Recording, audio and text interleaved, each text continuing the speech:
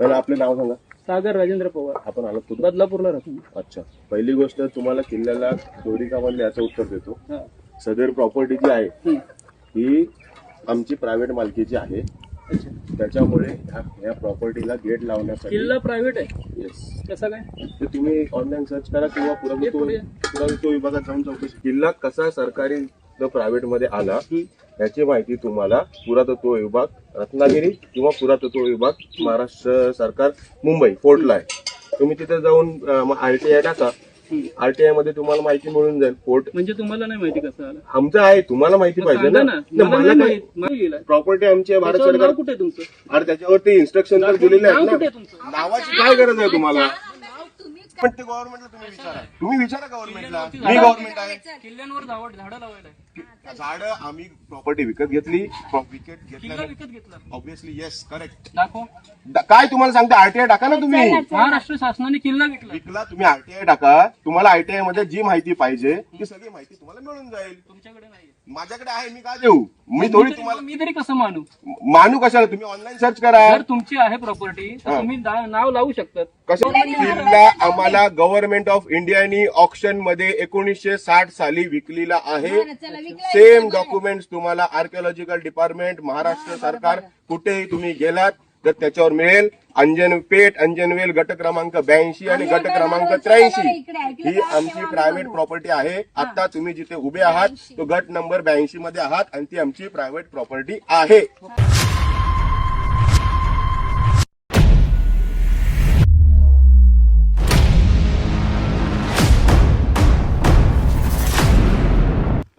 तर एकंदरीत जर बघायला गेलं तर अंजनवेल हा तसा छोटासा गाव आहे, परंतु एनरॉनमुळे त्याला जगप्रसिद्धी भेटलेली आहे. तसंच पवारसाखरी असो, वेलदूर असो, रानवे असो, हे अगदी खेड्यातले गावं होते आणि गुहागरच्या एका टोकाकडचे गाव होते. परंतु ह्याच गोष्टीचा फायदा इथल्या लोकांनी, म्हणजे जे जागा मालक आहे त्यांनी घेतला आणि ही जी गोष्ट आहे ती अनेक वर्ष दाबून ठेवली. परंतु 2007मध्ये जेव्हा तहसीलदार कार्यालयामध्ये लोकशाही दिनाचं आयोजन केलं जातं आणि त्यामध्ये तालुक्यातील अनेक लोक त्यांची समस्या घेऊन पोचतात किंवा त्यांचे जे काही म्हणणं असेल ते तिथं मांडायची आपल्याला संधी भेटत असते. त्यावेळी मंगेश पवारांनी 2007मध्ये हा विषय तिथे मांडला आणि त्यांच्यासोबत इतरही जे गुहागरचे ग्रामस्थ होते त्यांनीसुद्धा ह्याच्यामध्ये खूप चांगल्या प्रकारे सहभाग घेतला होता. आणि त्यानंतर जे काही स्थानिक पत्रकार होते यांनी याला खूप मोठा हातभार लावून ही गोष्ट अखंड महाराष्ट्रामध्ये पोहोचवण्याचा प्रयत्न केला. आणि ही गोष्ट जेव्हा पत्रकारांनी त्यांच्यापर्यंत वेगवेगळ्या न्यूजपेपरमध्ये, तेव्हा एवढं सोशल मीडियाचं वगैरे इम्पॅक्ट नव्हतं, त्यामुळे प्रामुख्याने न्यूजपेपरमध्ये ह्या गोष्टी खूप गतीने पसरल्या गेल्या. आणि असंच ह्या जे काही न्यूज कटिंग होती किंवा न्यूजपेपरमध्ये ह्या गोष्टी आल्या त्याच्यामध्येच गिरीमित्र म्हणून ही संस्था ह्या गुहागरसारख्या गुहागरमधल्या अंजनवेल गावामध्ये दाखल झाली. आणि सर्वात प्रथम आपण जर कोणाला गाठलं तर ते महसूल विभागाला विचारलं की हा किल्ला असून त्या सातबाऱ्यावर किल्ल्याची नोंद का नाही, कारण की इथे असं काही नोंद नव्हती, फक्त जागा मालकांचं नाव होतं आणि गोपालगड हा किल्ला म्हणून असं सातबाऱ्यावर कुठं नोंद नव्हती. मग आपण ती आधी नोंद करून घेतली की गोपालगड किल्ला म्हणून. महाराष्ट्र शासनाचं पुरातत्व विभागाने खूप चांगल्या प्रकारे त्यावेळी प्रतिसाद दिला आपल्याला. आणि 4 नोव्हेंबर 2009ला इथे पहिल्यांदा प्रायमरी नोटिफिकेशन निघाली किंवा पहिली नोटीस निघाली. त्याच्यानंतर 2014मध्ये दुसरी नोटीस निघाली आणि 2016ला फायनल जो GR पास झाला 26 ऑगस्ट 2016ला फायनल GR निघाला, ज्याच्या माध्यमातून हे स्पष्ट झालं की आता ही पूर्णपणे राज्य संरक्षित स्मारक आहे. प्रायमरी नोटिफिकेशन निघते म्हणजे 4 नोव्हेंबर 2009 तेव्हापासून ह्या जो काही स्मारक आहे, किल्ला आहे, त्याला राज्य संरक्षण प्राप्त झालेलं असतं. जरी ते फायनल नोटिफिकेशन नसली तरी ही कुठली तरी हेरिटेज प्रॉपर्टी आहे आणि त्याच्या अनुषंगानेच ती प्रायमरी नोटिफिकेशन निघाली असं समजलं जातं.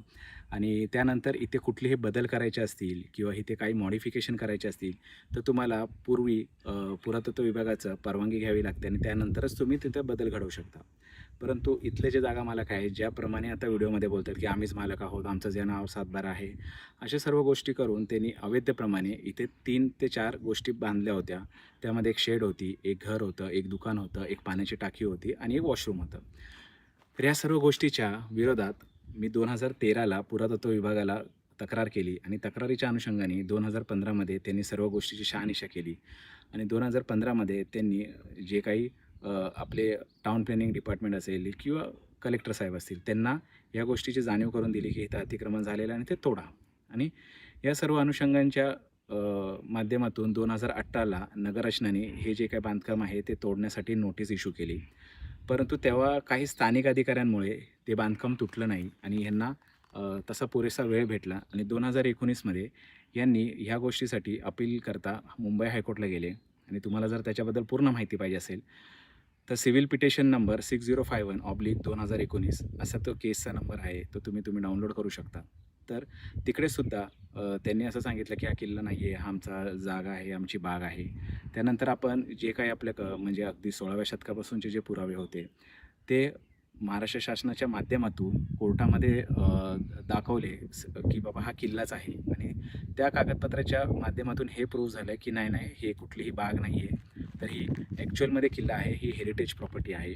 आणि त्यानंतर महाराष्ट्र शासनाने त्यांच्या प्रयत्नाने जे काही गोष्टी होत्या त्या योग्यरीतीने मांडल्या हायकोर्टसमोर आणि हायकोर्टने सुद्धा ह्यांची अपील फेटाळून ते किल्ला आहे आणि तुम्ही जे बांधकाम केलं आहे ते अतिक्रमणमध्ये येतं आणि ते तोडावंच लागेल अशी ऑर्डर पास केली. आणि ह्यांची जी मालकी आहे ती ऑप्शनद्वारे झालेली आहे, त्यामुळे यांना काय तो योग्य तो मोबदला द्यावा आणि त्यांना तिथून बाहेर म्हणजे रिलीज करावं आणि हा 7/12 पूर्णपणे राज्य शासनाच्या नावावर करावा अशी त्या ऑर्डरमध्ये हायकोर्टने सांगितलेलं आहे. आता जो विषय आहे की हे फक्त आमच्याच मालकीचं असं नाही आहे, इथं राज्य संरक्षण आहे, नाम मात्र त्यांचं ते नावं 7/12वर आहेत.